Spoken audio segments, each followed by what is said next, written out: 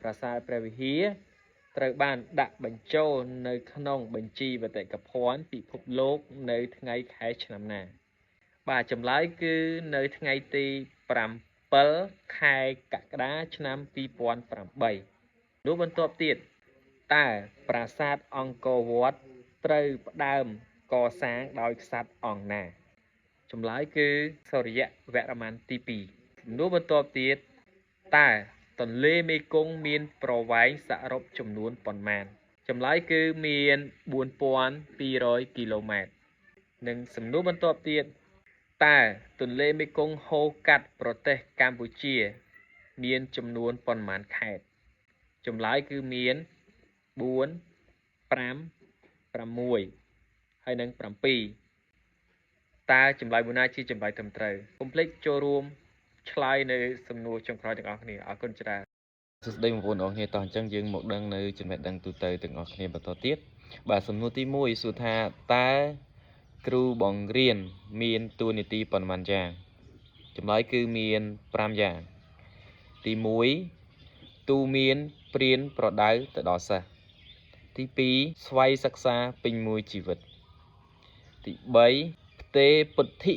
ដោយឥតលាក់លៀមពាក្យពុទ្ធិនេះមានន័យថាចំណេះដឹងទី4មានការលើកទឹកចិត្តនិងទទួលស្គាល់ស្នាដៃហើយចុងក្រោយគឺទី5ជាអ្នកការពារនិងជួយជ្រោមជ្រែងសិស្សបាទអញ្ចឹងនៅក្នុងវីដេអូនេះគឺមានតែមួយសំណួរនឹងទេអរគុណច្រើនហើយកុំភ្លេចជួយចុច like និង share ហើយខ្ញុំនឹងចែករំលែកបន្តទៀតនេះជាមូលហេតុដែលខ្ញុំធ្វើវីដេអូនេះឡើងដោយសារតែខ្ញុំមើលអត់ចាំតាលុ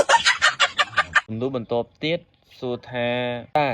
ទិវាគ្រូបង្រៀនពិភពលោកត្រូវបានប្រារព្ធឡើងជារៀងរាល់ឆ្នាំនៅថ្ងៃខែណាចម្លើយគឺនៅថ្ងៃទី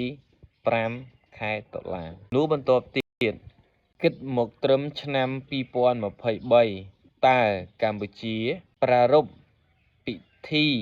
ទិវាគ្រូបង្រៀនលើកទីប៉ុន្មានចម្លើយគឺនៅខាងក្នុងវីដេអូអរគុណប៉ុន្មានលើកសូមឆ្លើយទាំងអស់គ្នាទី1សួរថាតើគ្រូបង្រៀនមានលក្ខណៈសម្បត្តិប៉ុន្មានចម្លើយគឺមាន4ទី1លក្ខណៈរូបសម្បត្តិទី2ចរិយាសម្បត្តិទី3ចំណេះដឹងនិងទី4ចំណេះធ្វើសំណួរបន្ទាប់តើគ្រូបង្រៀនមានការងារចំនួនប៉ុន្មានចម្លើយគឺមាន2ទី1គឺការងារបង្រៀនទី2ការងាររដ្ឋបាលបាទសួស្តីបងប្អូនទាំងគ្នាតោះថ្ងៃនេះយើងមកដឹងនៅចំណេះដឹងទូទៅបន្តទៀតជាមួយខ្ញុំបាទទាំងអស់គ្នាបាទសំណួរទី1សួរថាតើប្រទេសបារាំងដាក់អាណាព្យាបាលនិងអាណានិគមមកលើប្រទេសកម្ពុជាមានរយៈពេលប្រមាណឆ្នាំបាទចម្លើយគឺ90ឆ្នាំបាទសំណួរបន្តទៀតតើអាស៊ានត្រូវបានបង្កើតឡើងនៅថ្ងៃខែឆ្នាំណាចម្លើយគឺនៅថ្ងៃទី8ខែសីហាឆ្នាំ1967បាទសំណួរចុងក្រោយតើប្រទេសកម្ពុជាចូលជាសមាជិកអាស៊ាននៅថ្ងៃខែឆ្នាំណាចម្លើយគឺនៅថ្ងៃទី30ខែមេសាឆ្នាំ1999បាទសូមអរគុណបាទអញ្ចឹងកុំភ្លេចជួយចុច like និង share ខ្ញុំនឹងចែករំលែកនៅចំណេះដឹងទូទៅបន្តទៀតបាទអរគុណច្រើនសួស្តីបងប្អូនទាំងគ្នាតោះយើងមកដឹងបន្តទៀតទាក់ទងទៅនឹងចំណេះដឹងទូទៅឬក៏យើងហៅថាវប្បធម៌ទូទៅនឹងឯងតើសួរថាតើការសម្ពោធពហុកីឡដ្ឋានមរតកតេជោនៅថ្ងៃខែឆ្នាំណាចម្លើយគឺនៅថ្ងៃទី18ធ្នូ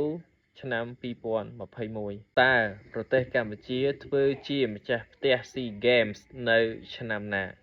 ហើយគឺនៅឆ្នាំ2023ទើបតែចប់ដែរទេបាទ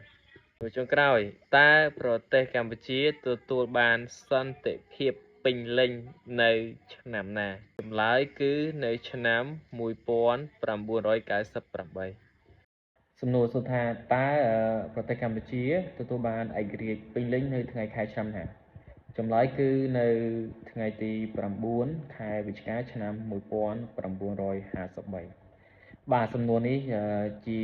រៀងរាល់ឆ្នាំតាមខ្ញុំដឹងគឺចេញប្រឡងបាក់ឌុបបាទ